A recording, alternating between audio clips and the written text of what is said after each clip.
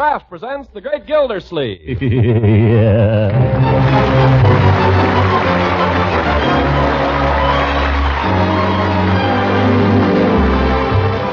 Kraft Cheese Company, makers of parquet margarine and a complete line of famous quality food products, presents Harold Perry as The Great Gildersleeve.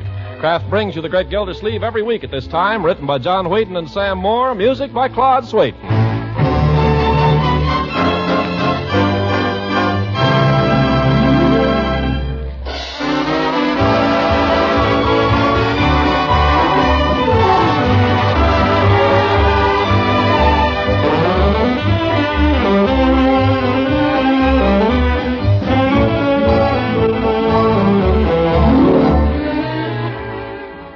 We'll hear from the Great Gildersleeve in just a moment.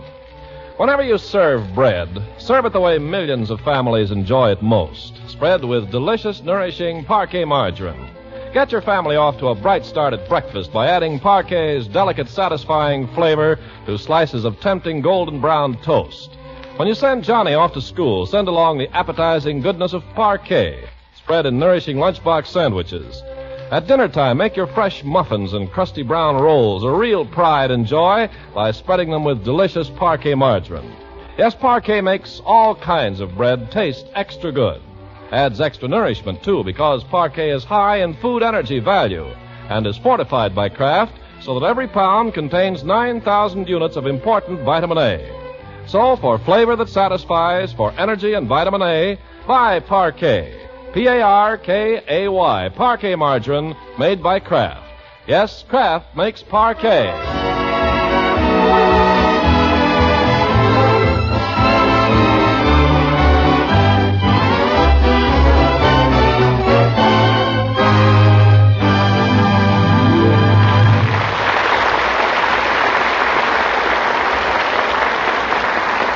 Now, let's join our friend, the Great Gildersleeve. It's a bright, snappy Saturday morning in October, the kind of a day that's supposed to make a man feel like working.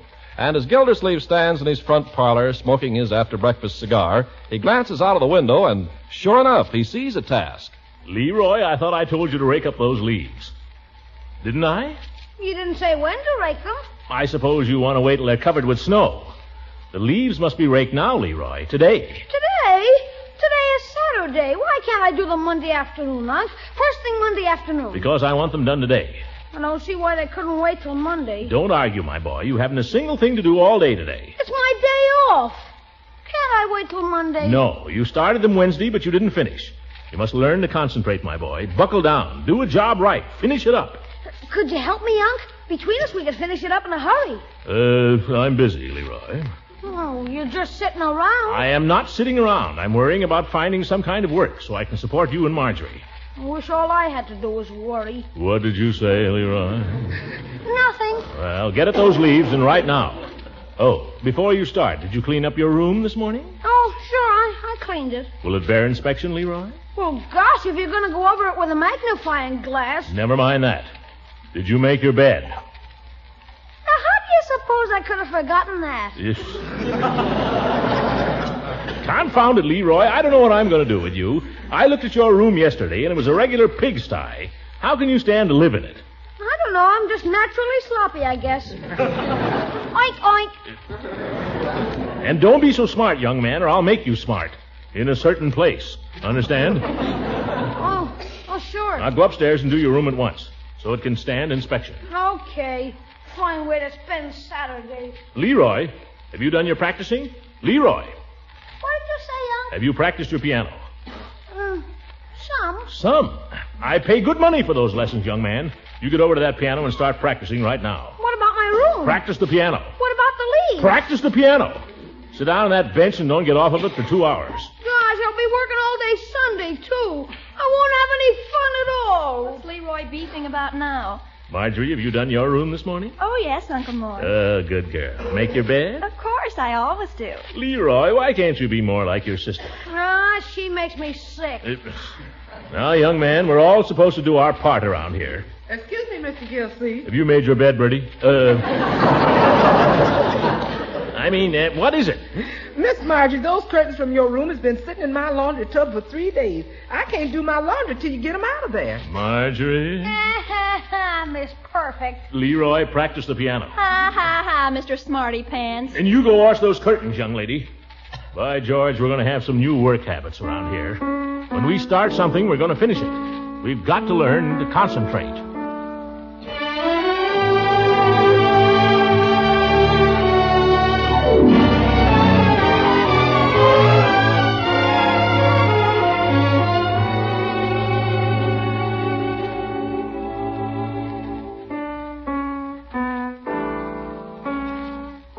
I don't hear you counting, Leroy. I can't count and play at the same time, Unc. Well, try.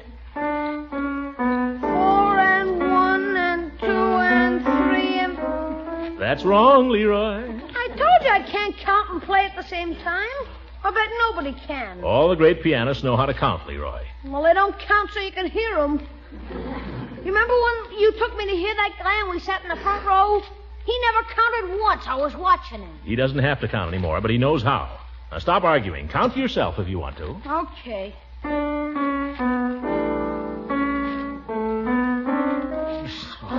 Play it right, my boy. I'm trying to. That's the spirit.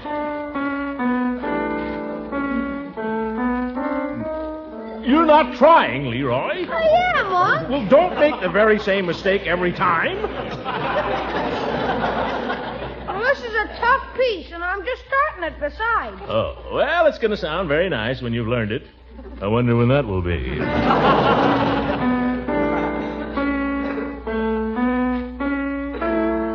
Well, that's the boy.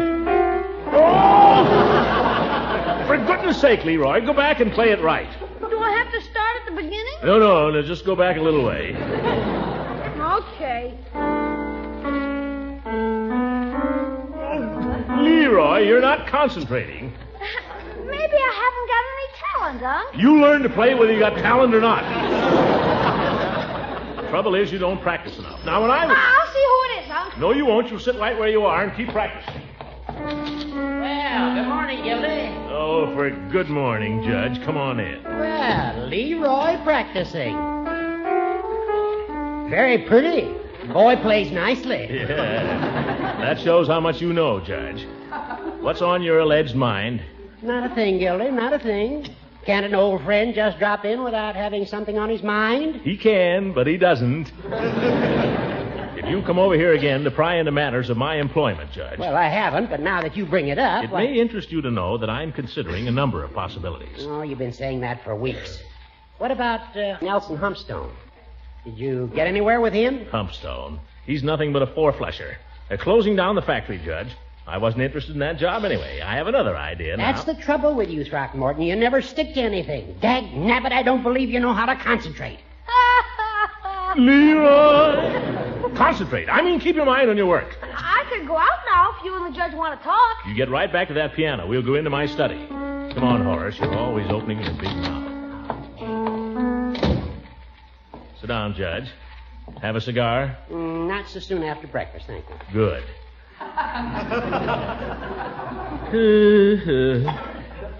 You know, Horace, the more I think of it, the more I miss my old job at the waterworks. That wasn't a bad job. It's gone now. Water over the dam. Mayor Terwilliger should be indicted, appointing his own cousin as water commissioner. Let's not judge him hastily, Gildy. McCarthy may be a very good man. Not if he's a relative of the mayor. Any relation of Terwilliger's would be an incompetent in public office. Point is, Gildy, that he's in public office and you're not. Yeah. Oh, come in. Yes, the mail just came, Mr. Gildersleeve. Quite a lot of it, but nothing very good. Oh, the mail. Thank you, Bertie. You're welcome. Now, Gildy, we've got to look this job situation in the face. Pardon me, Horace, while I look this mail in the face. Doggone it, Gildy, there you go again. Can't you keep your mind on anything? Uh-oh. Here's a note from Nelson Humpstone, Judge. Huh? Well, listen to this. Dear Gildersleeve, I'm flying back to the home office of International Bolt and Screw for a couple of days on very short notice, and it looks like they're planning to convert to civilian production instead of closing down here. So don't make any commitments till you hear from me. I'll call you from Detroit as soon as I can. Nuff said, Nelson Humpstone. Well, I'll be darned. Fine fellow, that Humpstone. Nuff said. Cute. Well, Gildy, I must say that sounds very promising, very hopeful. Oh, Humpstone's a big man, Judge. What did I tell you? He isn't talking about any two-for-a-nickel proposition. He might want an assistant manager, or a sort of an associate manager. Maybe he'll want me to come in there to the home office, talk things over with the big shots. I don't know about that. What else would he be phoning me from Detroit? I ought to be ready to leave in a minute's notice. I wonder if I could get a plane priority. I think you're working a little fast, Gildy. That's the way to get things done, Judge.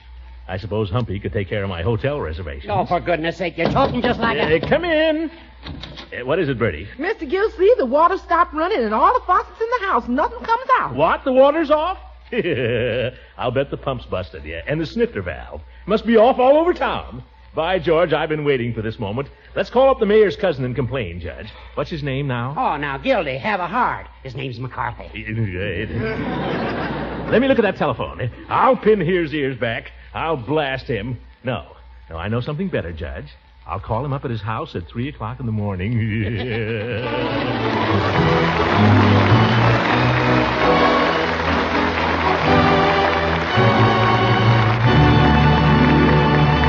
Great Gildersleeve will be with us again in just a few seconds.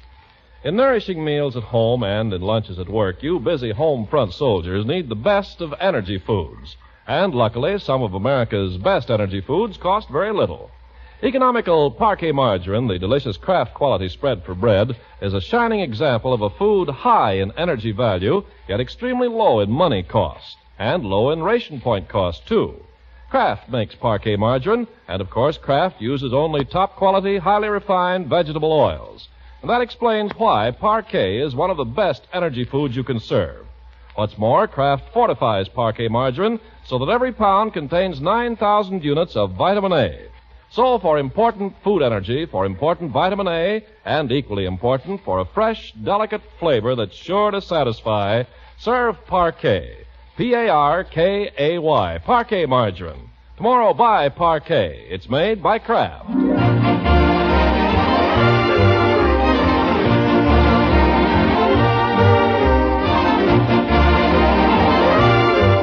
Now, let's get back to our story. Only a few minutes have passed, but Gildersleeve's household is as busy as a beehive. Anticipating an urgent call from Detroit, he stationed Bertie near the phone to grab it, and he's assigned Marjorie to run upstairs and pack an overnight bag for him in case he has to leave town on short notice. The great man himself is in the living room, pacing up and down the rug, and turning over in his mind such important matters as plane priorities and what salary he should demand. And through it all, little Leroy, like the young Mozart, plugs doggedly away at his music.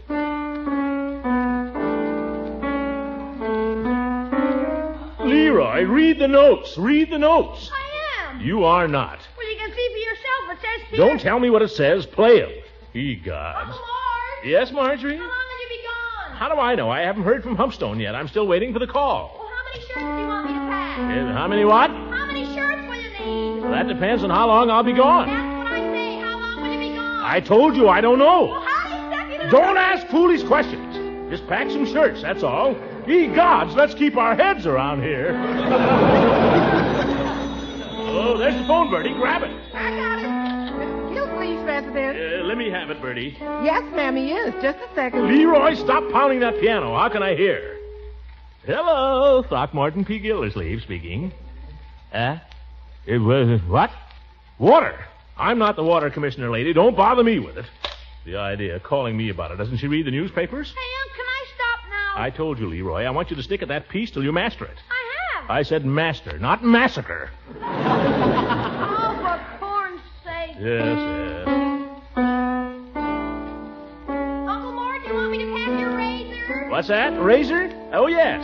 Bertie, remind me to get some razor blades before I leave, will you? I'm all out. I will if I can remember. Leroy, maybe you better remind me. What's that? Remind Bertie, Leroy, to remind me to get some razor blades before I go. Ye gods, how can a man practice his music with people interrupting him all the time? I give up. I'm going out. Come back here, young man. Okay.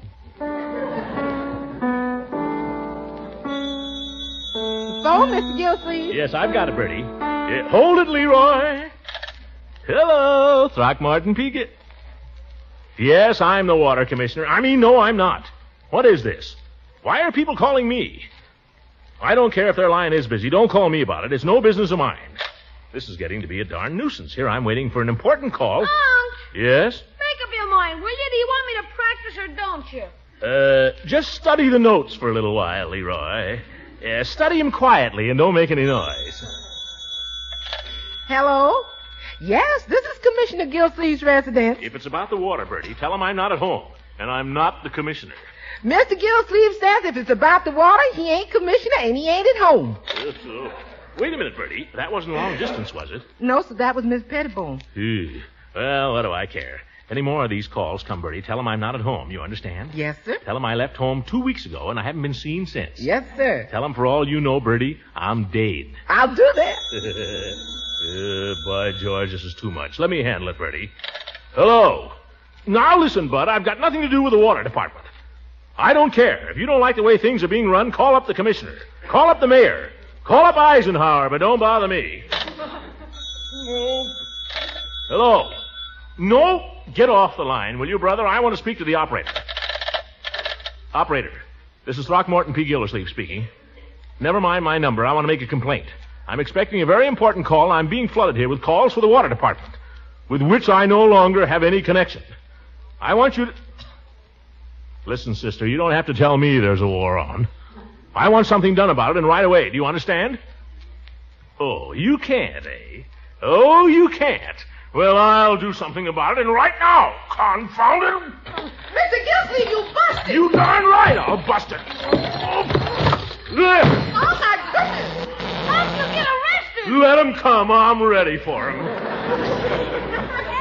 What's going on here? I've just pulled the phone out by the roots. Yes, and I'll do it again. They can fire me out of the water department. They can put an incompetent in my place. But I'll be go to blazes if I'll take his phone calls. Let him ring me now. Go ahead and ring. But, Uncle Mort, what about Mr. Humpstone? If he tries to call you now... Humpstone?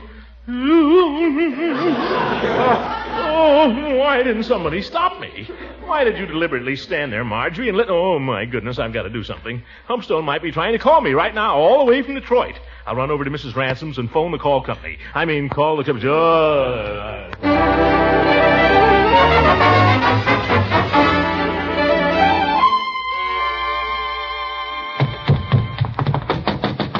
Oh, my goodness, oh, my goodness.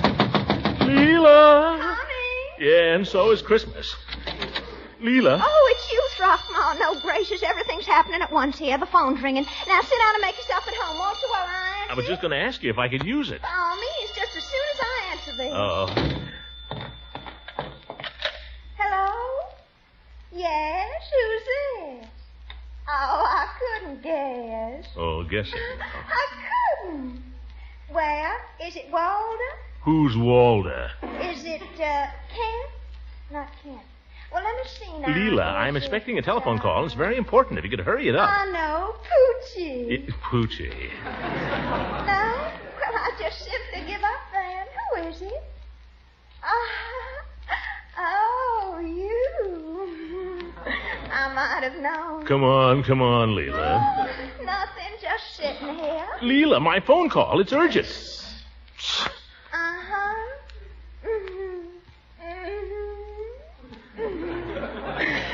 Do I? I've thought of nothing else since. Oh, for goodness sake. No. Tell me. This could go on for years. Leela. Excuse me. Throckmorton, please. Yeah, who is it? Wouldn't you like to know? Sorry, go ahead. No, I was just getting comfortable. Go ahead. Oh, for the love of Mike. Silly, of course I'm alone. Look, no. Oh, I declare anyone would think you were jealous. Leela, excuse me, but I got to interrupt for a minute. Excuse me again, just a second. Couldn't you ask him to call back later or something? But I've only just met him, Throckmorton. I don't know him well enough to be rude to him. Oh. But my call is important. Well, I suppose you think this isn't important. All right, wait a minute. Do me a favor then. When you get through, if you ever do, Leela, call the phone company and tell them my phone is out of order. Very well. Wait. When you've done that, call the long-distance operator and tell her I'm expecting a very important call from out of town. Yes? Tell her I'll be at Peavy's drugstore, Leela. Tell her to switch the call to me there. That's a good girl. Well, Throckmorton, wait. Yeah? Who are you expecting a call from? Wouldn't you like to know? Yeah. Hello? Sorry about the interruption. The plumber just arrived.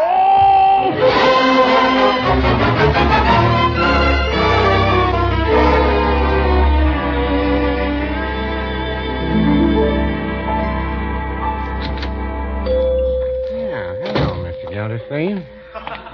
Hello, Peavy. You mind if I use your telephone? Not at all. That's what we're in business for. Thank you. You'll find the phone right in the phone booth there. I don't need to use it this very minute. As a matter of fact, I'm waiting for a long-distance call from Detroit. Detroit? Yeah, I had him transferred here. Marvelous invention, the telephone. Marvelous. Yes, it is. Just to think you can step into that little booth there and people hundreds of miles away can hear what you say. Marvelous. Yes, it is. There's just one thing wrong with it, though, I've noticed. Oh, what's that? Well, most people have nothing to say. Now, you take Mrs. Peavy. Yeah? Mrs. Peavy is a fine woman. I admire her and I respect her. But when she gets on the phone there with some of her friends, I tell you, I have to go out and walk around the block. Yeah, I know what you mean, Peavy. I get the same thing at home.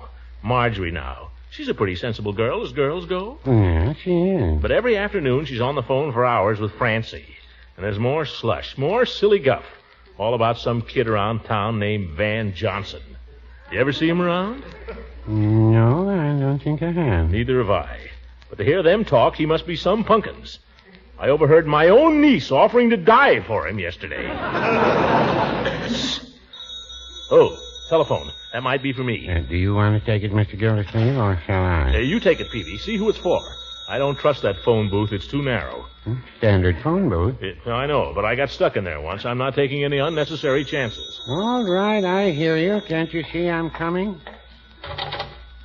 Peavy's Pharmacy. Why, yes, Leroy, he is.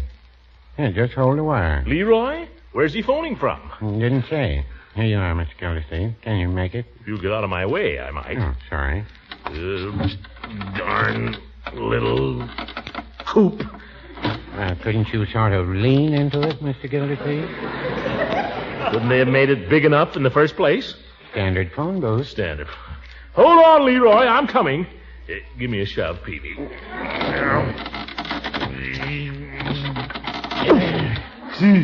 Yeah.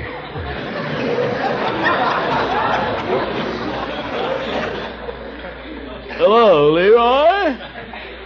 Where are you? Well, who's fixed the telephone? You did. Great. Don't ever do that again, Leroy. You might get a shock. By George, how'd you do it? Don't tell me now. I'll be right home, Leroy. I'll be right home. What do you know, Peavy? Leroy fixed the telephone. Was there something wrong with it? Was there something wrong with it? But he just hitched a couple of wires together or something. I don't know. By George, modern kids are wonderful. Maybe I better call the phone company and tell them to switch the call back there. Got a nickel, Mr. Gildersleeve? I don't know. I'm wedged in so tight here I can't get my hand in my pocket, Peavy. Here, let me put a nickel in for you. Yes, thanks, Peavy. Dial the operator for me, will you? I can't reach that either. Yeah, thanks. Hello, operator. I want to report a telephone out of order. Well, I don't know what caused it. It just went dead. It went dead, but now it's all right again, so if you send anybody to fix it, don't bother. Marvelous invention, telephone. Operator, wait a minute. I'm expecting a call here, long distance. I'd like to have it transferred. Gildersleeve. Throckmorton P. Gildersleeve. The number here? What's the number here, Peavy? It's right on the dial there. I know, but I can't get far enough away to see it. Summerfield 34260. Oh, yeah, Summerfield 34260. Yeah, that's right. That's where I am now, operator. But my home phone number is Summerfield 32371. Yeah, that's the one that was out of order, so I called you from another number. A friend did, to ask you to switch the call when it comes. Here. Do you understand? Huh? I don't either, but I want it here now, and I want it at home. Yeah, I just told you, Summerfield 32371. Marvelous invention. No, operator. It's not out of order. Listen, operator, it's perfectly clear if you just listen. My phone was out of order, so I went... Oh, let it go. I'll be home before you get it straightened out. Just put the call through when it comes. Yes, I better be going. Confound it, Peavy, I'm stuck. No. Get me out of here, Peavy. Get me out. Well, easy does I've got to get home, Peavy. That call, I may be missing it. Get me out of here. No need to get panicky, Mr. Gildersleeve. We've been through all this before. Just deflate. Huh? Let your breath out. Let it out. I haven't taken a breath since I got in here. Hey, evidently you've put on a little weight. No, I haven't put on any weight. Well, then it's been redistributed. Stop talking, will you, Peavy, and do something. You got me in here. Well, no, I wouldn't say that. Well, it's your fault anyway for having this thing around. Standard phone booth, Mr. Gildersleeve. Stop saying that. It's a booby trap. Well, looks as if we caught one.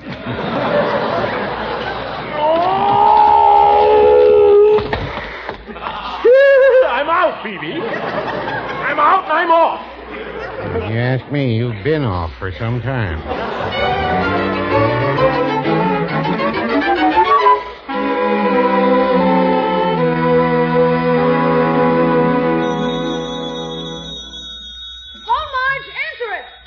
Hello? Yes? Oh, my goodness, it's long distance for Uncle Mort.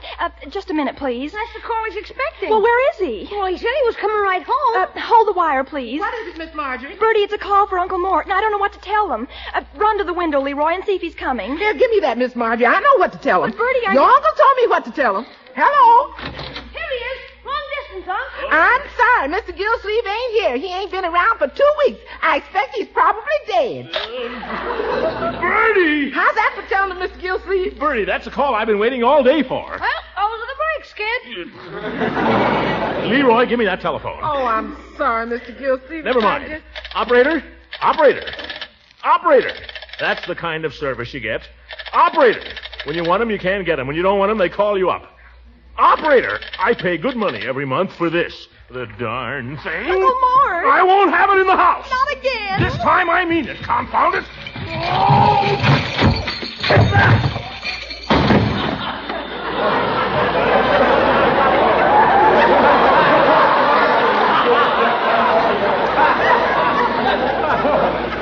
There. Let me see you fix that, Leroy. What a character.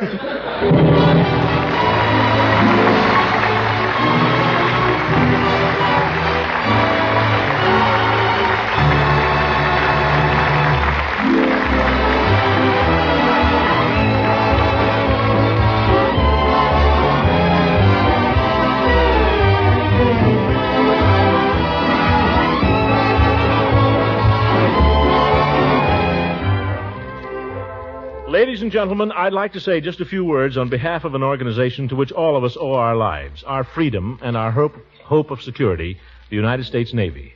On October 27th each year, we celebrate Navy Day.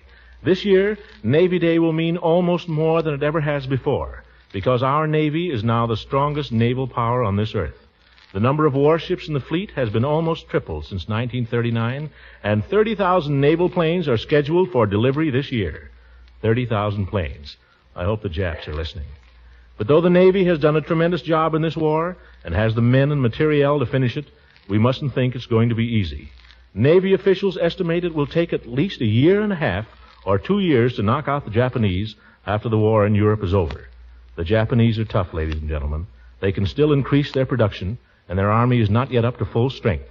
So it's up to us here on the home front to stand behind the Navy in the big job that's still ahead. And these are the ways we can help. First, stay on the job in Navy yards and factories. Second, we can maintain our Navy's high morale by writing to the men. Let them know we appreciate what they've done and are doing. But let's not write as if we expected the war to be over in a few months. Third, the Navy needs waves and nurses. Women between the ages of 20 and 36 can release naval men for active duty. Just go to the nearest Navy recruiting office. Or if you're a registered nurse between 21 and 40, you can be commissioned as an ensign. For information on this, write to the Surgeon General at the Navy Department in Washington. The Navy needs our help, ladies and gentlemen. Navy Day is next Friday, October the 27th, but we ought to make every day Navy Day till the war is won. If we stop and think how much we owe the Navy, I know we'll all be glad to do whatever we can. Good night.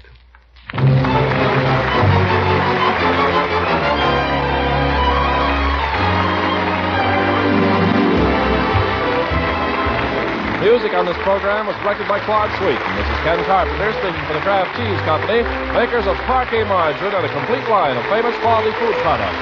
Kraft invites you to listen again next week for the further adventures of the great Gildersleeve.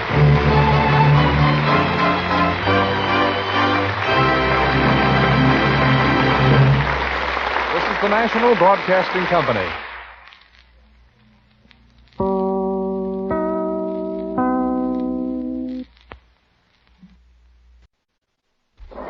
Kraft presents The Great Gildersleeve. Yeah.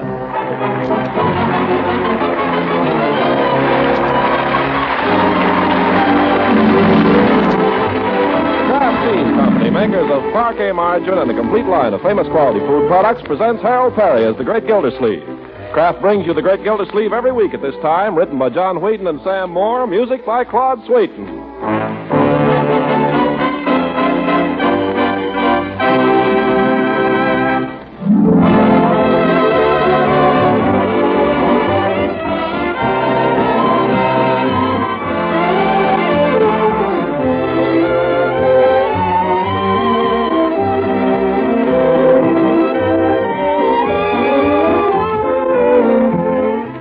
From the Great Gildersleeve in just a moment. Good, nourishing foods, as you well know, disappear mighty fast from your dealer's shelves these days. And that explains why sometimes he may temporarily be out of delicious parquet margarine that's made by Kraft. Yes, Kraft makes this nutritious, fine-flavored spread for bread. And, of course, Kraft is doing everything possible to keep your dealer supplied.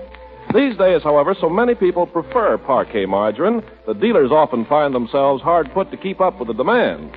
So our advice is watch your food dealer's refrigerator or his refrigerated display case and buy parquet whenever there's a new supply on hand. Remember, parquet is an excellent energy food and is fortified by Kraft so that every pound contains 9,000 units of vitamin A. And it's such a delicious, satisfying spread for bread. So look for and always ask for parquet, P-A-R-K-A-Y, parquet margarine made by Kraft.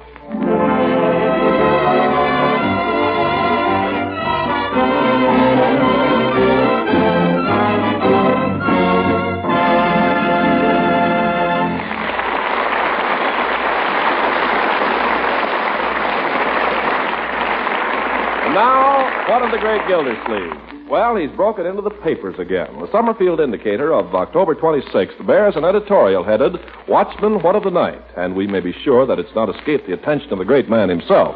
So let's drop in there and see how he's taking it. The action of Mayor Terwilliger in removing Throckmorton P. Gildersleeve from office and installing his own cousin, Dan McCarthy, as water commissioner can be attributed to nothing but politics. You said it. Mr. Gildersleeve may not have been perfect, but at least he had one virtue. He kept the water running. You're darn right. If Mayor Terwilliger has any hope of being reelected on November 7th, he will straightway return Mr. Gildersleeve to office. Hooray! Now they're talking. Hooray for us! Isn't that wonderful, Uncle Mort? I don't like that part there where it says I wasn't perfect.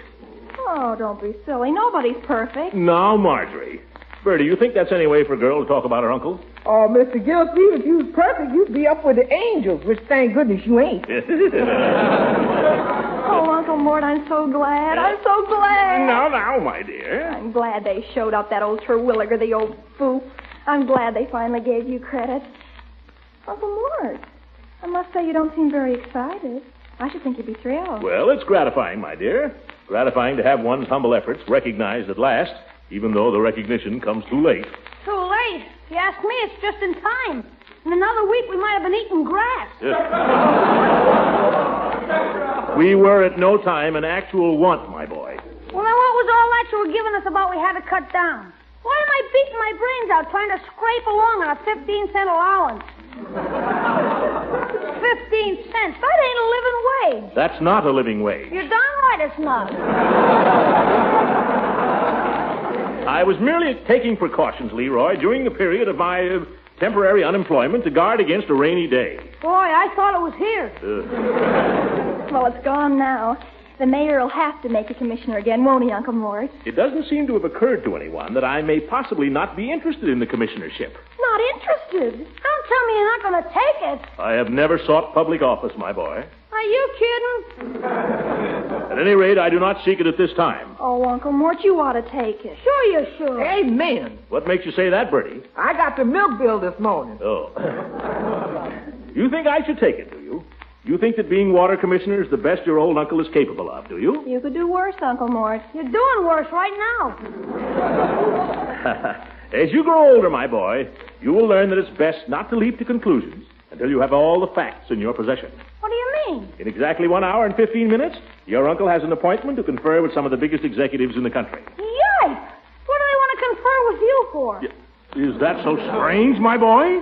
Oh, no, but... I wondered why you had your best tie on. How do I look, my dear? Like an executive? Like $1 million. But, what are you going to see, Uncle Mort? Well, I wouldn't want this to get beyond these walls, my dear.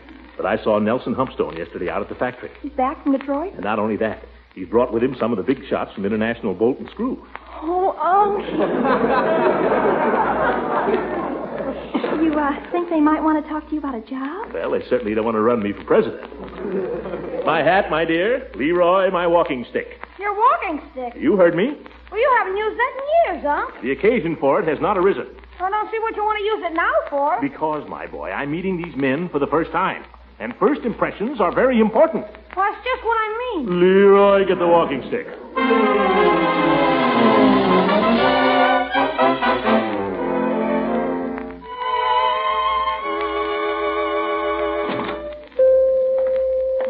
Hello, Mr. Gildersleeve. Hello, Peavy. Have you got a decent cigar in this so-called drugstore? Well, I have your regular brand, Mr. Gildersleeve. You haven't answered my question.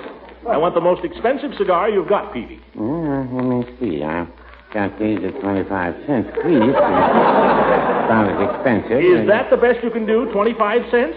Well, it could raise the price a little. Anything to accommodate a customer. It's not just the price, Peavy. I want a cigar that's not just a cigar. One that'll make an impression, if you know what I mean. You're not thinking of an exploding cigar, are you? No. And I'm a bit of a hurry, too, Peavy. Well, here's a cigar that has a certain distinction. Well, let's see it. The Salome Perfecto. You see, it has a picture of the dancing girl on the band there. Has a certain feel to some people. No salamis, Peavy. Look, what I want is a cigar that I can offer to a big, important executive without being ashamed of it. Oh, well, you want the Garcia Profundo. Oh, do I? Yes. You see, it says right here on the box, the cigar of distinction for distinguished men. That's for me. I'll take 4. Well, you must be expecting to meet a lot of distinguished men today. I am, Peavy, I am. Anybody I know? I'm not saying. Oh, that's really asked. I'll give you a little hint, though, Peavy. A certain manager of a certain manufacturing concern here in this town has just returned from Detroit with certain executives to discuss filling a certain job. They have their eye on a certain man. You get it? Yours truly. Oh. Sorry, I can't tell you any more, Peavy. But I wouldn't want this to get around. You know what the competition for these big jobs is like. Dog eat dog. Dog eat Humpstone.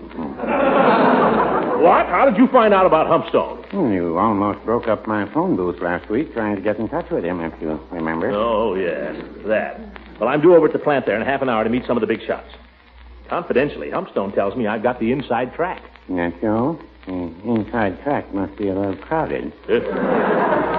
What do you mean? Well, Frank Jessup was in here this morning. You know him. Jessup? Oh, yeah, he has the Buick agency over on State Street. He had the Buick agency. He's out there at the plant right now. He is? Yeah, and then there's Walter Kornblum. I hear he's been... Kornblum? Oh, my goodness, it must be all over town. I'd better get over there. Look, Mr. Gildersleeve, your cigars. Cigars? Oh, yeah, let me have them, Peavy. I hope they do the trick. Well, they ought to, at $0.25 apiece. If it's any comfort to you, Jessup bought the 2 for 15 centers. Oh, great. I'll let him beat me to the draw, then I'll move in with a big gun.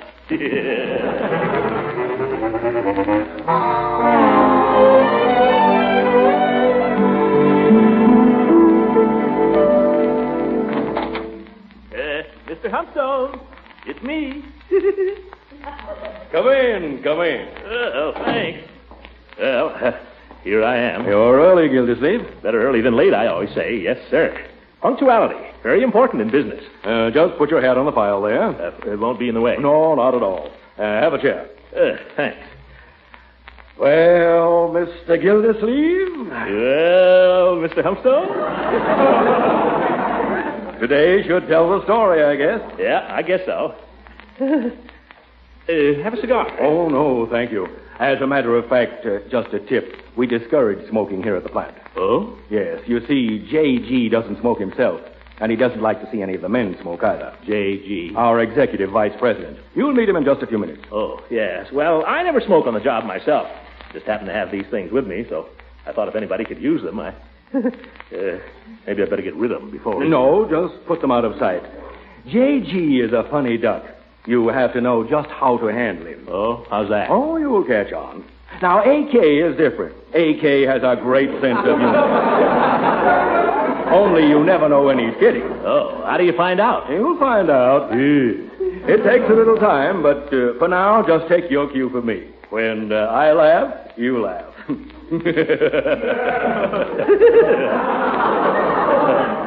Now, there's nothing to be nervous about. Oh, I'm not nervous. Not me. I understand, though, that you've been interviewing a number of men for this position. Well, naturally, we want to cover all the possibilities. But don't worry, you're still in the lead. Well, that's fine. Yes, you see, this position calls for some knowledge of hydraulics. Hydraulics? Yes. And with your experience in the water department, we Oh, yes, I ran into plenty of those hydraulics down there at the water department. Oh, plenty. Yes, Miss Pickens? J.G. will see you now. Well, J.G.'s ahead of schedule. How did that happen? He's been cutting his interview short. Uh-oh. In a bad mood today? Brother. After you, Mr. Gildersleeve? Oh, no. Oh, no. After you.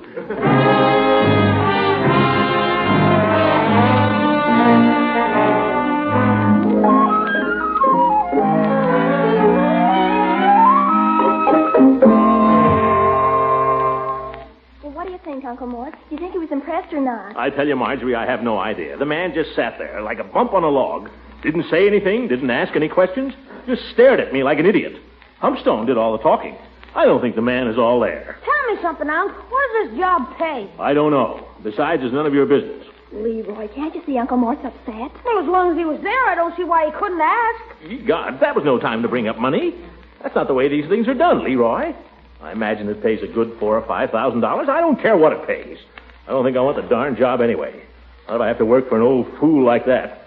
Sat there like a wooden Indian. Telephone. Yeah, I'll take it. Hello? Humpstone? Yeah. Yeah. Yeah. Yeah. Well, thanks, Humpy. Yeah. What is it? What do you know, kids? Humpstone ran into J.G. in the washroom, and he likes the cut of my jib. Yeah, that's what he said. He likes the cut of my jib. You mean he likes you? Likes me. I'm in, kids. I'm practically in. Hooray, Unc is in the gym. Oh, wonderful. By George, that J.G. is a smart hombre. He doesn't say much, but you know, all the time he sat there looking at me, I had the feeling he could see right through me.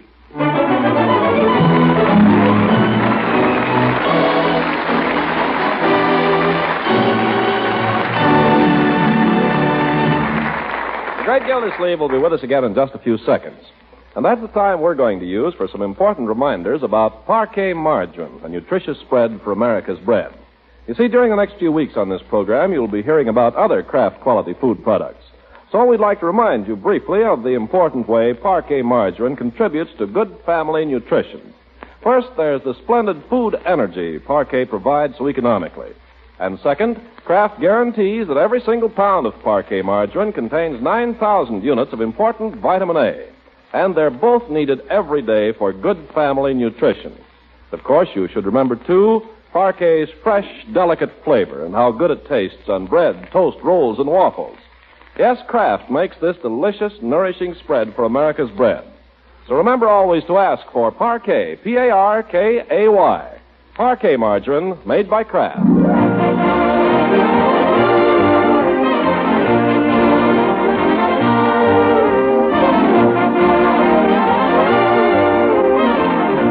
Now let's get back to the great Gildersleeve. Full of executive fire, he spent the afternoon in his study, straightening out his papers, throwing away unpaid bills, and spinning around in his desk chair. Now, he and his family have enjoyed an early supper so that Bertie can attend a war chest meeting, and Gildersleeve is topping it off with a cigar. Sam, can we go to the movies? Not me, Leroy. You and Marjorie can go if you want to. Oh, boy, come on, Marge. Why can't you go, Uncle Mort? I'm going to stay home and do a little planning tonight. Think up some new ideas for the factory. Come on to the movies, Unc. Suppose you think of something and then you don't get the job. All that thinking would be wasted. No thinking is ever wasted, my boy. Are you kidding? Yesterday I learned my geography cold and the teacher didn't even call on me. Had my hand up the whole time. Well, maybe she smelled a rat, Leroy. Learn your lesson again tomorrow and keep your hands in your pockets. Hey, you might have something there. Always worked for me. And don't worry about me getting this job. The only question is, when do I start work? Uh-oh. See who it is, Leroy. Okay. That darn kid, Marjorie, isn't so different from the kid I was, you know it? Really, Uncle Mort? Oh, I just can't believe you were ever as terrible as Leroy. Oh, yes, I was.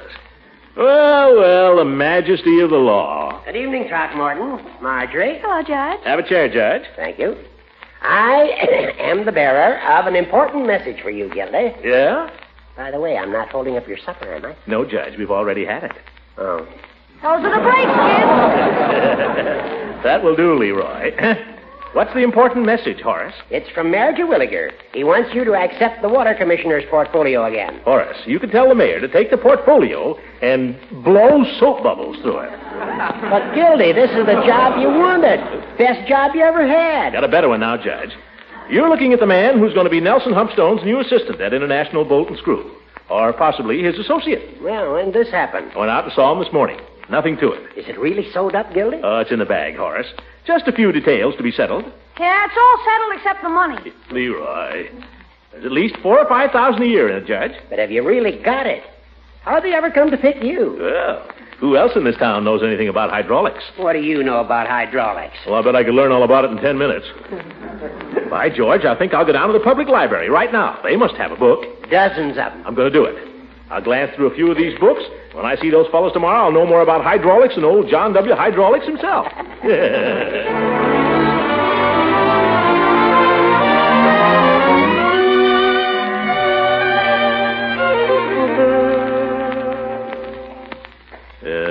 Wonder why it is that all libraries smell the same. Books, I suppose. People, too. Oh, well. Pardon me. I'd like a book on... We don't allow smoking in here. Oh, pardon me. You got an ashtray? Well, hardly. Oh?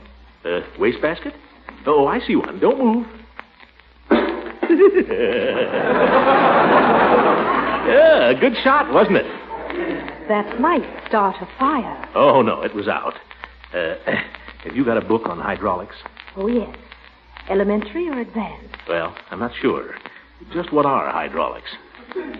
Hydraulics is the science of water pressure and so on. What? Well, then I know all about it. Water. Well, yeah. Certainly. Give me the advanced book, please, miss. Mrs. Oh, pardon me. I'll get it for you. Mrs. I'll bet Mr. something. Yeah, I'll bet he is. I'll bet he wears a nightcap and reads the Atlantic Monthly in bed. Do you wish to take the book out or read it here? Oh, I'll just glance through it here. Can I sit any place I please? Oh, yes. Oh, thank you, Mrs.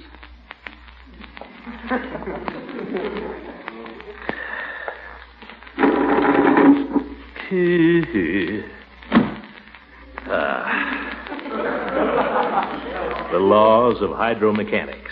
Oh, that sounds good. Would you mind keeping your feet on your own side of the table? Oh, sorry. The general properties of fluids are as follows. Would you mind reading to yourself? Oh, Or don't you know how? I'm just as good a reader as you are. Gee, I'm surrounded. How can anybody read when it's so darn quiet? Is this chair taken? No. Oh, Eve Goodwin. Throckmorton, I didn't see you.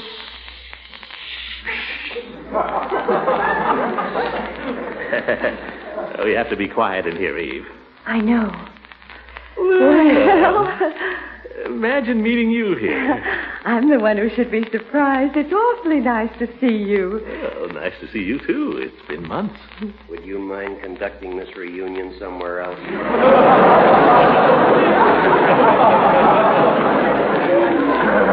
How would you like a punch in the nose, mister? Oh, so you're a rowdy, too. Throckmorton, you'll be thrown out. Thrown out? Not by that bookworm, I won't. Come on, let's take a walk, Eve.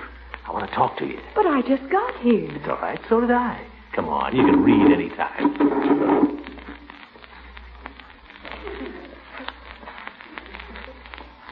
Goodbye!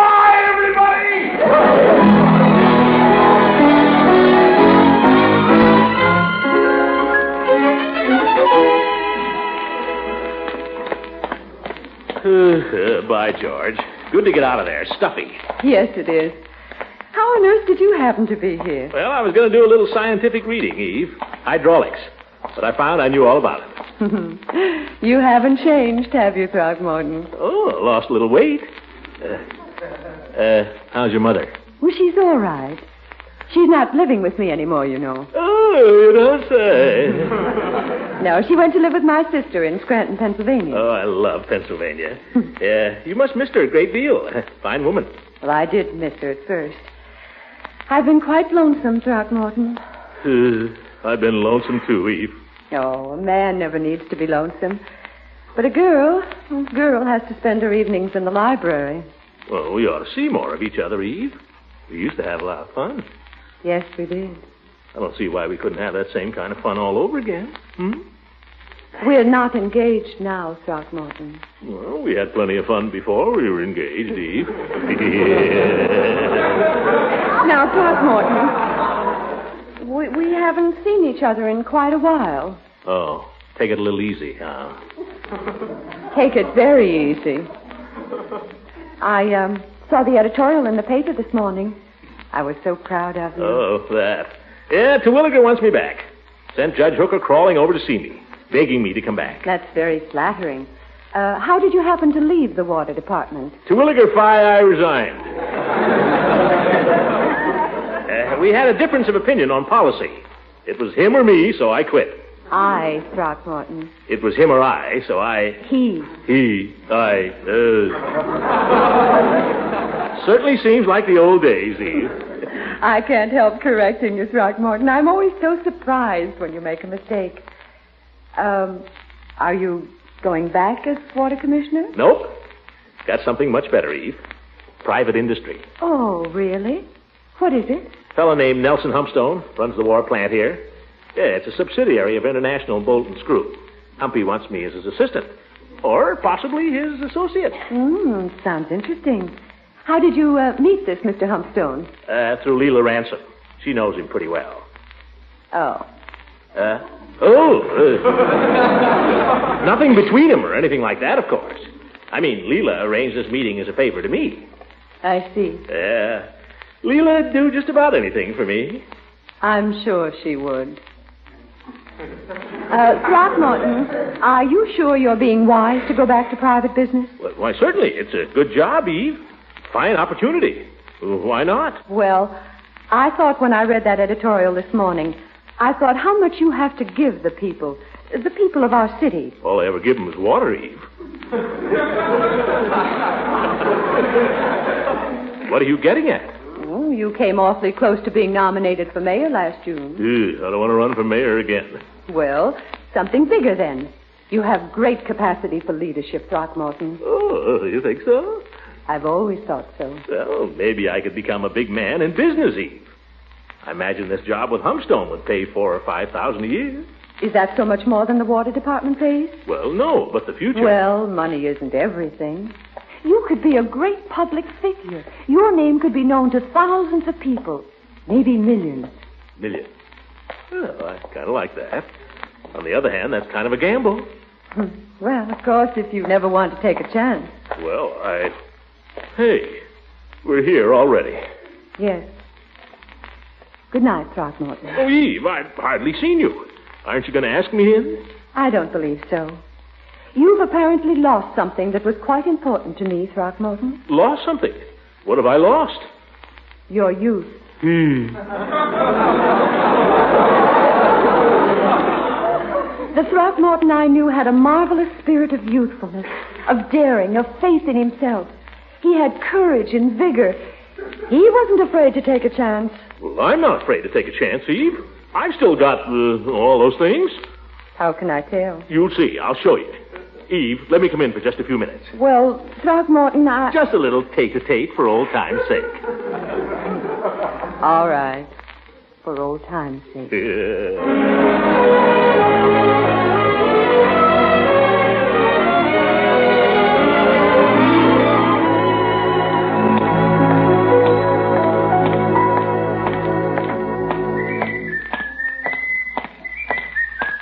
Well, good morning, Commissioner. Glad to see you back.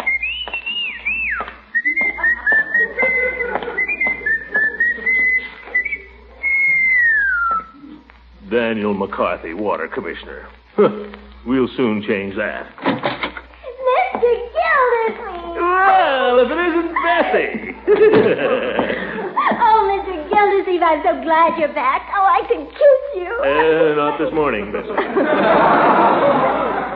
Is McWhat's name here? Mr. McCarthy? Yes, he's in your office. He's got the desk all cleaned out. He's ready to go. Shall I announce you? No, let him enjoy himself a little longer. Oh, well. Hi, George. Same old office. Same old water cooler. Same old hat rack. That hat rack is a disgrace. Is this McCarthy's hat? Yes. Oh, Mr. Gildersleeve, you look so funny. Oh, really?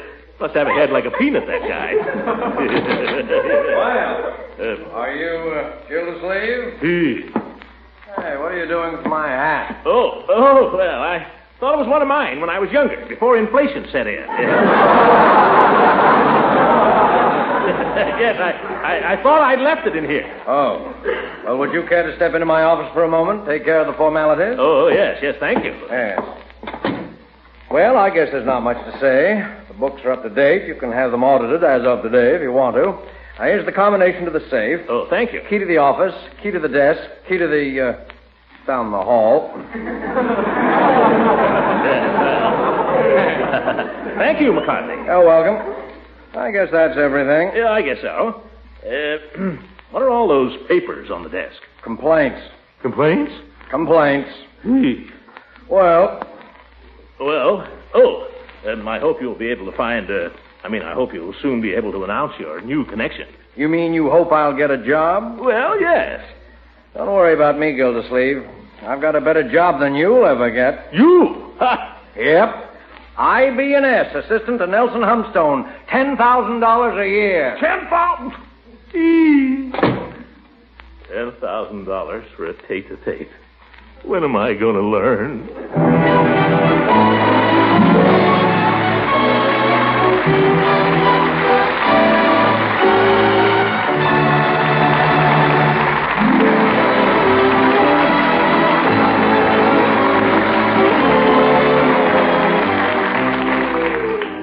Mr. Gildersleeve, what time you want breakfast in the morning?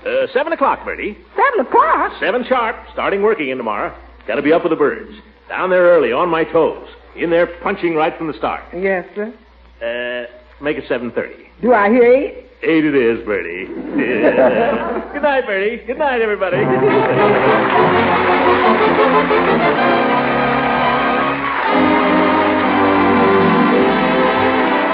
Music on this program was directed by Claude Sweeten. This is Ken Carpenter speaking for the Kraft Cheese Company, makers of Parquet margarine and a complete line of famous quality food products. Kraft invites you to listen in again next week for the further adventures of the great Gildersleeve.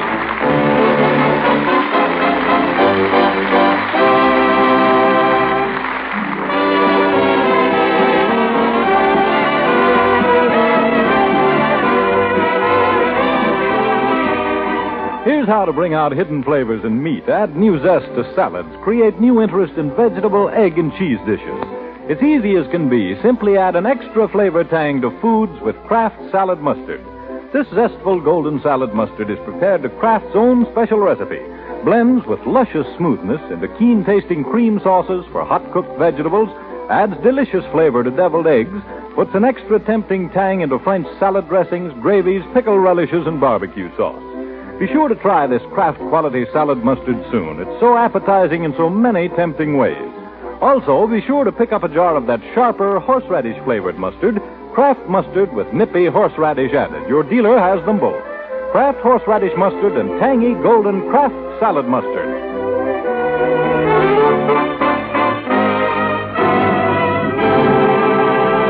This is the National Broadcasting Company.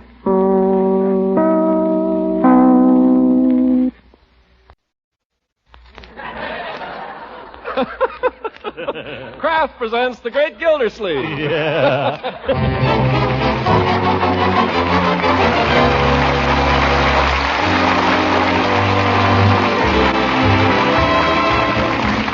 Kraft Cheese Company, makers of Parquet margarine and a complete line of famous quality food products, presents Harold Perry as The Great Gildersleeve.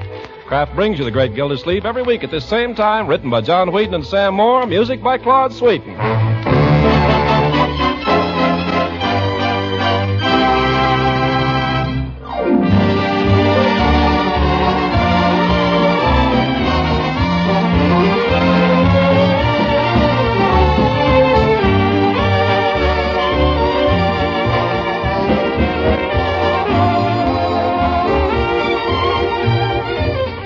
We'll hear from the Great Gildersleeve in just a moment. Meanwhile, I'd like to ask, are you cheese hungry? Do you sometimes kind of hanker for a dish of macaroni with real full cheese flavor all through it? Well, then get Kraft Dinner, the new Kraft Dinner, better than ever. In 7 minutes cooking time, this new Kraft Dinner gives you just about the best macaroni and cheese you ever laid fork to. You see, each package of Kraft Dinner gives you a special macaroni that cooks to fluffy tenderness just in boiling water. And there's also plenty of Golden Kraft Grated, a really magic product. With this Kraft Grated, you sprinkle swell cheese flavor through and through that macaroni. With Kraft Dinner, you make top-notch macaroni and cheese as fast as you make the dinner coffee. Try it soon. Folks who are really fussy about macaroni and cheese rave about the new Kraft Dinner. Ask your food dealer tomorrow for several packages of Kraft Dinner.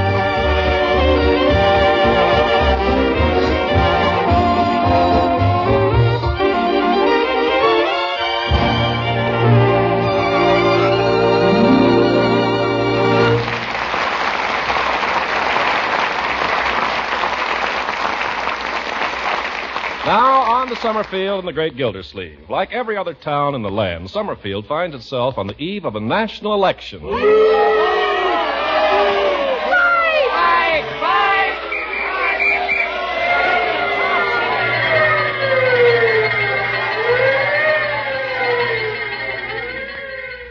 Well, so it goes. But the hottest discussion in Summerfield seems to be over the campaign for mayor. So let's drop into the office of the newly reappointed water commissioner and listen in. Don't make me laugh, Judge. Don't make me laugh. Terwilliger may be no rose, but who ever heard of Welch? Welch doesn't stand a chance. There, I must beg leave to differ. Art Welch will be elected mayor of Summerfield on Tuesday next. Art Welch will be the forgotten man on Tuesday next. Welch will be elected mayor. You said that before. I say it again. Look, Judge, put up or shut up. I'll make you a conservative bet of $1,000 that Welch doesn't come within a mile of being elected. I'll bet you 5,000 that he wins with a plurality of over 800. I'll bet you $1 million he doesn't. I'll bet you $5 million he does. I'll bet you $10 million he doesn't. Well, now you're just talking like a fool. All right, is it a bet? Yeah, it's a bet. $10 million. $10 million. Look, Judge, if you want to bet, let's bet. 50 cents?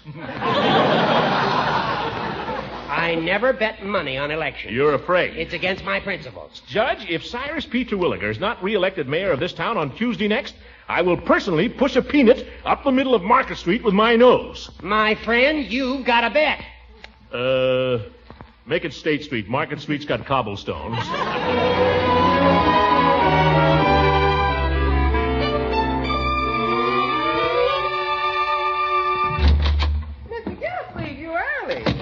Bertie. Miss Marjorie, your uncle's home. Ain't nothing wrong, is there, Miss Gildersleeve? Wrong? No, why? I just knocked off early because there's nothing being accomplished down at my office. Nothing but a lot of political discussion, and I'm sick of it. Sure is a lot of that. I had it out with the milkman, the ice man, the garbage man, the man that just got lost. Uncle Mort. Well, my dear? You didn't get fired again. Certainly not. Why do you ask? Well, you're home so early. Leroy isn't even home yet. I came home because I thought I'd take the afternoon off, if nobody minds. Besides, with this darn election, I can't seem to keep my mind on my work anyway. What's for dinner, Bertie? Well, dinner ain't for several hours yet. I know. I merely asked. Well, sir, I thought we might have a little lamb this evening. We had a little lamb last night, Bertie. Yes, sir, but this is a return engagement. Yes, sir. I hope you don't mind. No, lamb is good. I merely mentioned it. Hi. Hi, Leroy. Leroy, aren't you home? Unc, what happened? Did you get fired again? Fired? Let me make it clear to everybody once and for all, I did not get fired today or any other time. Is that clear? Yes, sir. The only time I got fired, I resigned. Mr. Gildersleeve, who you gonna vote for? Bertie, I'm casting my ballot for Cyrus P. Terwilliger. After he fired you out of the water department? A good citizen, my dear, puts his choice for public office above personal considerations. Besides, Terwilliger is also the man who gave me my job back. Let's not be forgetting that. Yeah, Unc is right. You gotta figure all the angles. He's working for Terwilliger now, so he's gotta vote the way he's told. That has nothing whatever to do with it. Are you kidding? I am beholden to no man, Leroy. I arrived at this decision as the result of mature consideration and unbiased judgment. Well, I did. How is Judge Hooker voting? The judge is a big sorehead. He votes like a sorehead.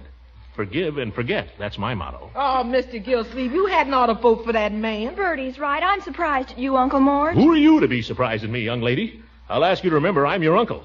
If anybody's going to be surprised around here, I'll be surprised. Well, I don't care. Francie's father says Mayor Terwilliger is no good. That's right. He's no good. And if you don't believe it, ask the Iceman. Francie's father says Mayor Terwilliger is a disgrace to Summerfield. I don't care what Francie's father says. He says he wouldn't vote for Terwilliger if he was the last man on earth. Well, I wouldn't vote for Francie's father, so there. Ye gods, can't a man have any peace around here? I come home early from the office because I can't stand all the politics, and what do I get? By George, I'm going out. Bertie, what time is dinner?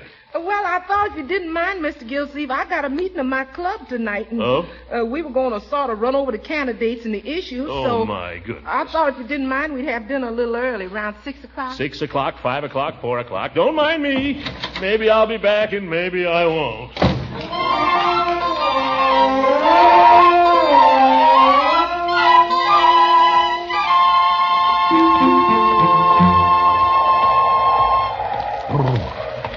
Cold. Hi, Commissioner. Huh? Oh, hello, Floyd. Where are you tearing off to? Nowhere, Floyd. Just trying to get a little peace and quiet. Well, come on in here. I'll give you a hot towel. Well, hot towel sounds good. You'll promise not to sell me any politics along with it. Don't worry. Here, let me have your coat. Okay. There. Climb right up in the chair and lay down, Commissioner. Thank you.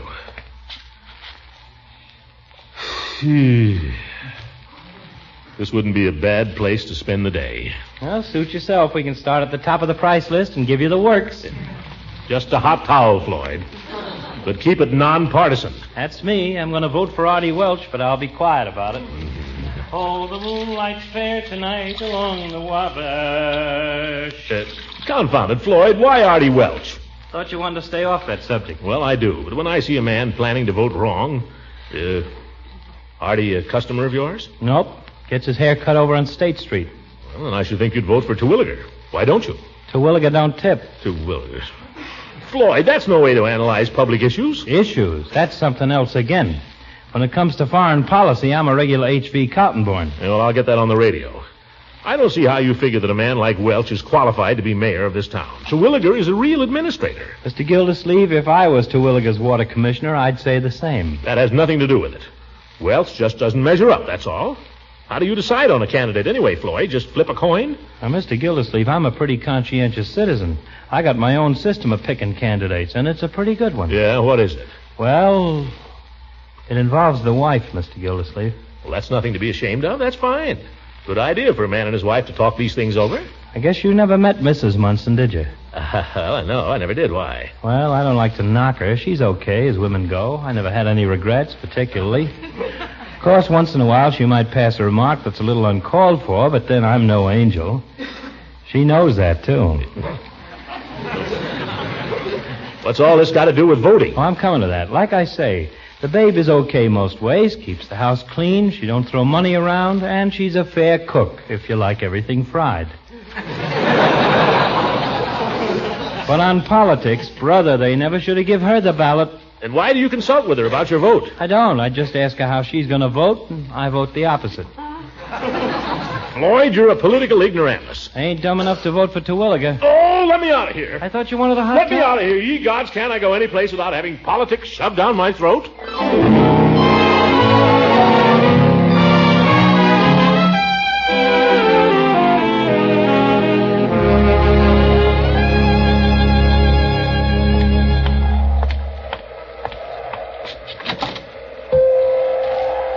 Well, hello, Mr. Gildersleeve. Peavy, you're a reasonable man. I try to be. Let me sit here. Let me sit here and get a little peace and quiet, will you? Certainly. Trouble at home, Mr. Gildersleeve? Well, not exactly, Peavy. I was driven out of my house by a political argument, if you must know. I'm looking for a place where people don't argue with me about who's going to beat whose brains out tomorrow. Well, you're very welcome here.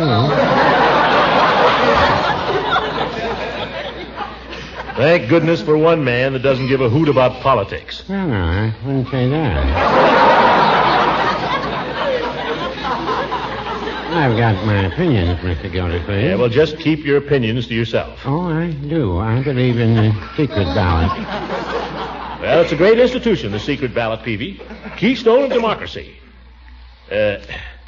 You voting for Terwilliger, Peavy? Terwilliger's an excellent man. You wouldn't vote for Welch, though, would you?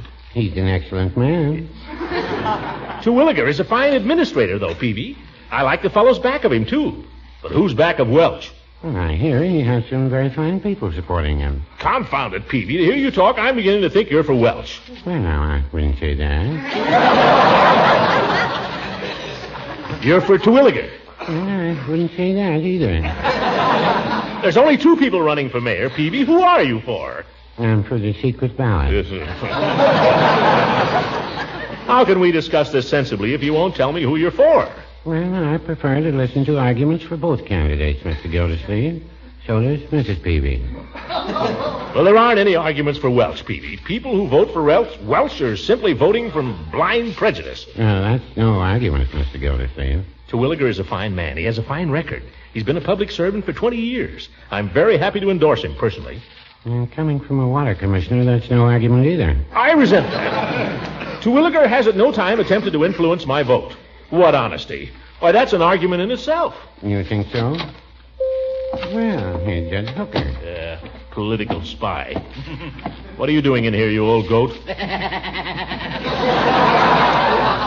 What are you doing? Trying to get Peavy to vote for your friend Terwilliger? We were discussing the situation, pro and con. Well, Peavy, I'll give you the lowdown.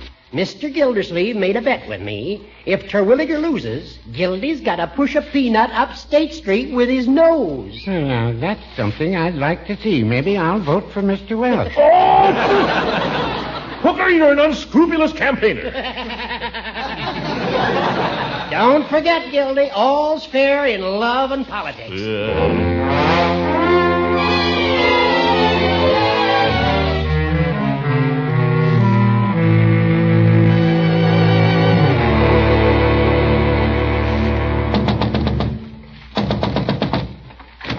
Eve. Throckmorton. Let me in, Eve. Let me in. They're after me. Oh, I don't see any. There.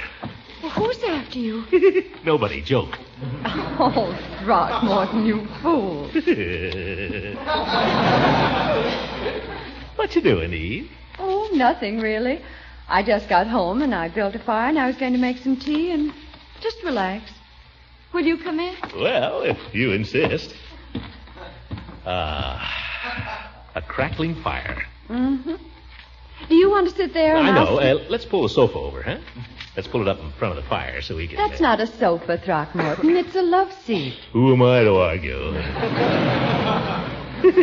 Here, I'll do that, Eve. Let me. Oh, you can't handle it all alone. No, you watch me. Nothing but a little... nothing but a little... love seat. You're wonderful. Now, you sit down and enjoy the fire while I go and... Eve. I'll be right back. I'm just going to make the tea. Oh, forget the tea. Well, if you don't want it. That's the girl. Sit down.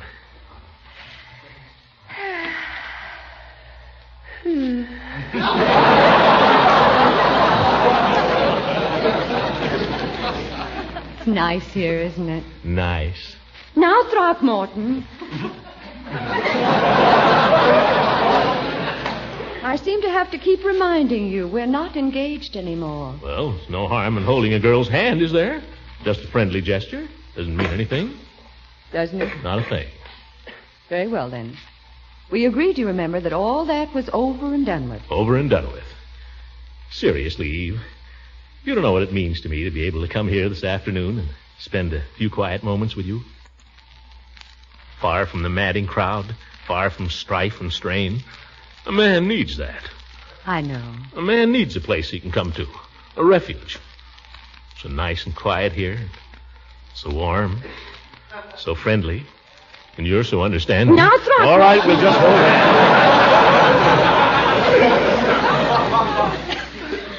hands. Maybe later, though, huh? A little kiss, if I'm good. We'll see. You know what I like to do? I like to sit here in the afternoon with the radio on and listen to good music. Only there's so little good music on the radio these days. Nothing but politics. Yeah, that's all you hear anyplace. By the way, Throckmorton, I haven't asked you, how are you voting? Now, Eve, I didn't come here to talk politics. But how are you voting? I'd like to know. Well, I'm voting for Terwilliger for mayor, Apted for Congress, Lynch... Terwilliger, you're voting for Terwilliger. Well, Let go of my hand, Throckmorton. Oh, but Eve... Let go. Gosh, if it means so much to you, Eve, I'll vote for Welsh, only don't spoil everything. I will not hold hands with a man whose political principles mean no more to him than that. Let go. Oh, nuts. There goes the whole darn afternoon. Ye gods, I wish this election were over.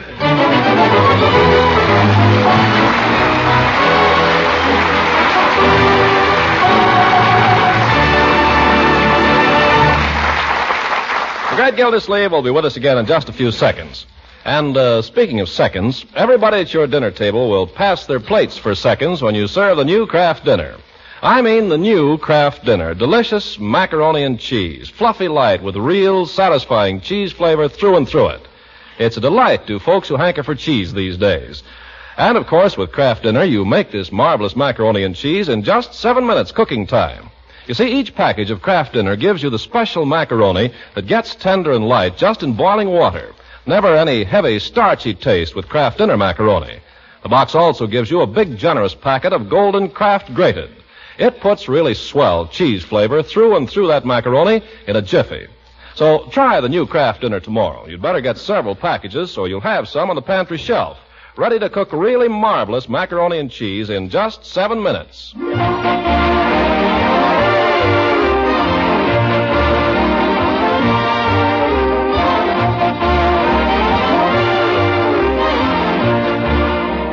Now let's return to Summerfield and the great Gildersleeve. Comes the dawn of Tuesday, November 7th, and what a day for an election. Since early morning, the rain has come down in torrents. Gildersleeve has spent a good part of the day standing at the front window waiting for the rain to let up and trying to summon up enough enterprise to go out in it. Now, in desperation, he goes to the phone and calls up Judge Hooker. Hello, Judge. Yeah, fine day for ducks. Look, Judge, I've been thinking. As long as the weather is so bad and you and I are going to vote on opposite sides anyway, why don't we make a deal? If you don't go to the polls, I won't go to the polls. In that way, we'll just cancel each other out. Yeah, how about it? Great. No use getting wet for nothing. Okay, Judge. Consider your vote canceled. Yeah. Goodbye. If I don't watch out, I'm going to be a genius. Why didn't I think of that before? Now I can go take a nap with a clear conscience. You mean you're not going to vote? You're not going to vote at all? Well, I don't need to, my dear. Yeah, it may be better than voting for Terwilliger at that. The judge and I see just opposite on everything, so by staying away from the polls, we merely cancel out each other's vote. What if everybody in the country were as lazy as that? Laziness has nothing to do with it. Plain common sense. You see what the weather's like. A man could catch cold out there.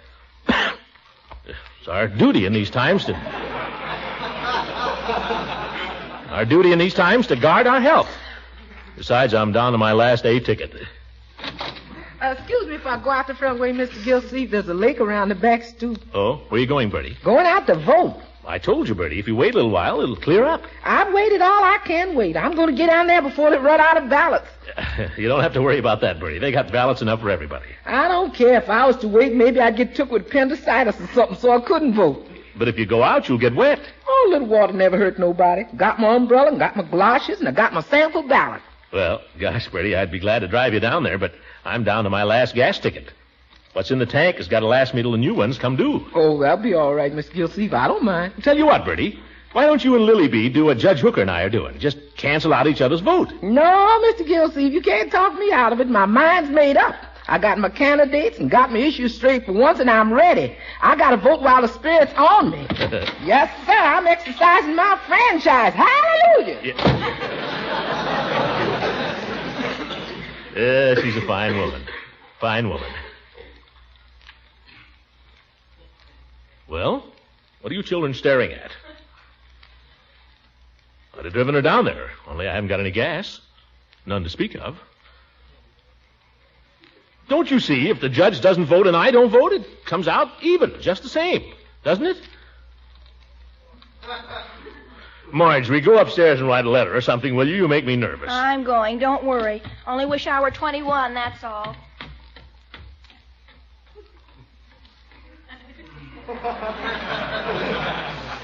Well, Leroy? I didn't say anything. I know, it's not like you. Go play in the cellar or something, will you? I'd like to be alone. Can I use your saw? Anything, only don't stand around there watching me. Okay, I got an idea for a super machine gun. Don't saw any nails. Yes. What a day. Rain, rain, rain. If it had been a decent day, would have been different. Be glad to vote. A day like this, a man could catch cold. Little Leroy. Leroy!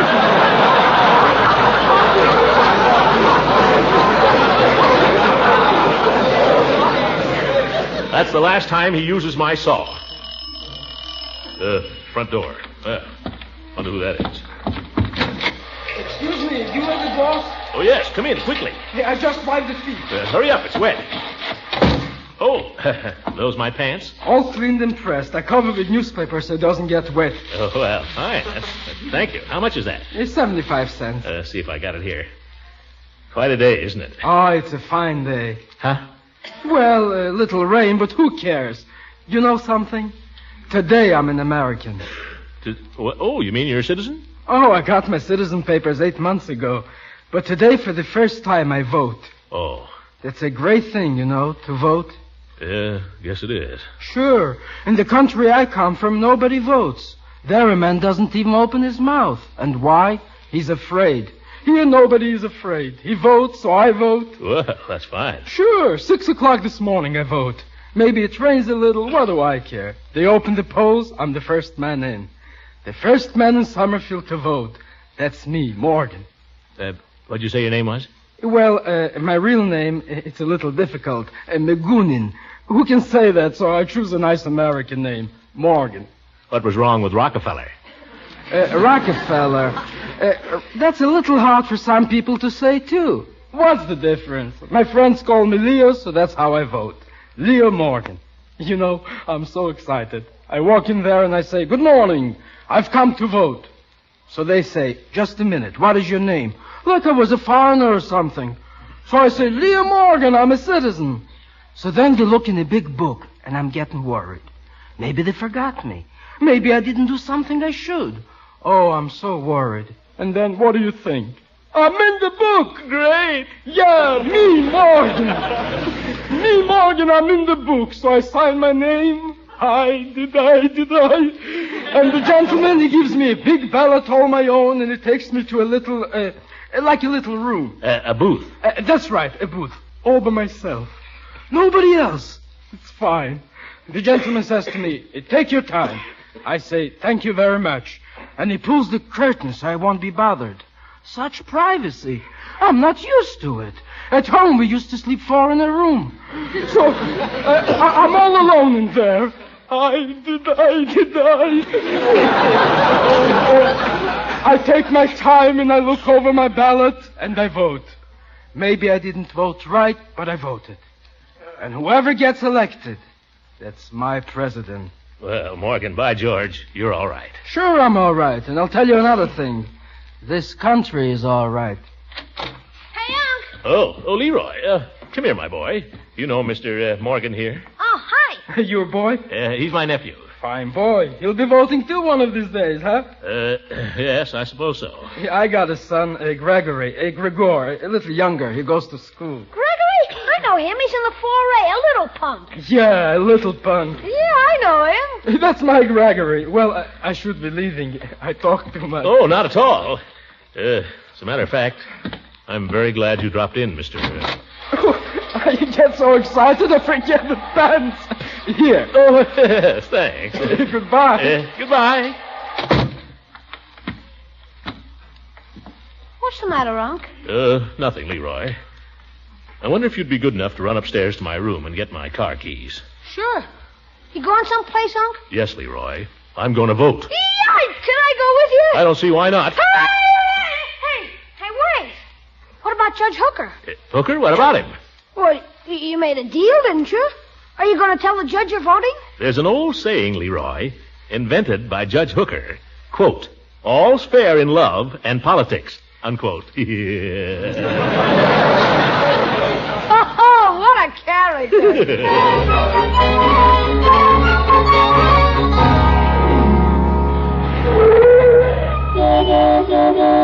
Hey, Floyd, close up the barber shop and get in the car. I'll take you to the polls. I'm still voting for Artie Welch, you know. I don't care if you're voting for McKinley. Come on and vote.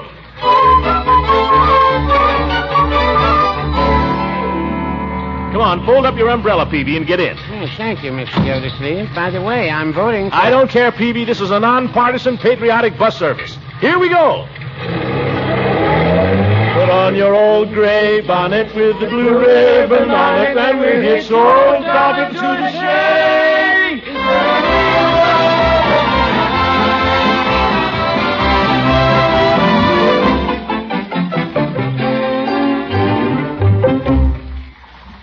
Well, here's my ballot, Mrs. Farquhar. Do I have to fold it? Yes, Mr. Gildersleeve, right up to the dotted line. Oh, yes. Well, thank you. Well, I feel like a citizen. You know, Mrs. F., I pulled a fast one on Judge Hooker. He and I were going to vote opposite ways, so I made a deal with him that neither of us would vote. Oh, you shouldn't do that. No good citizen would. I know that, Mrs. Farquhar, but all's fair in love and politics. Besides, if I'm patriotic and the judge isn't, well, that's just too bad. Don't worry about the judge's patriotism. He voted at 9 o'clock this morning. Why, that double-crosser. He isn't patriotic. He's just a crook.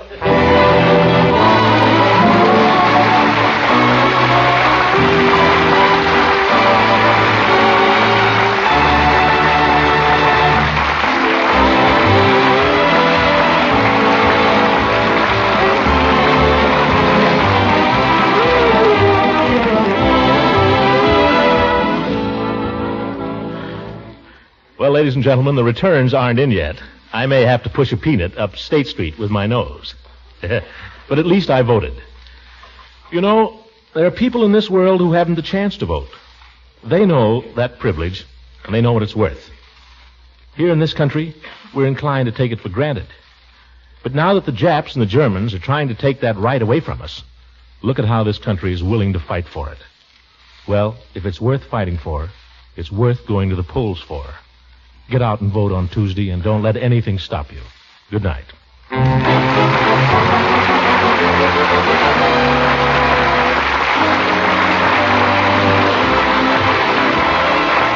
Music on this program was directed by Claude Sweet and Mrs. Ken Carpenter, speaking for the Kraft Cheese Company, makers of Parquet margarine and a complete line of famous quality food products. Kraft invites you to listen again next week at the same time for the further adventures of the great Gildersleeve.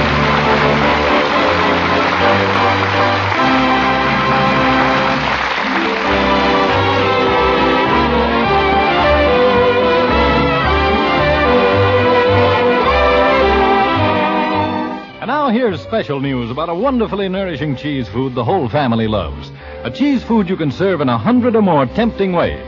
It's Pabstet. Yes, Pabstet, the delicious golden cheese food. Look for it in the familiar round, flat package. Pabstet spreads like butter at room temperature, slices neatly when chilled, melts with luscious smoothness into an appetizing sauce you pour over macaroni, hot vegetables, chicken, and fish. Pabstet spreads and toasts to perfection, makes grand sandwiches and snacks. And it's also swell for dessert. Try Pabstet melted on apple pie. It's delicious. To all those mealtime, lunchtime treats, Pabstet adds its nourishing goodness of food energy, milk protein, milk minerals, vitamin A, and vitamin G, also called riboflavin. Tomorrow, buy Pabstet, the delicious golden cheese food. Don't forget, you ask for Pabstet. This is the National Broadcasting Company.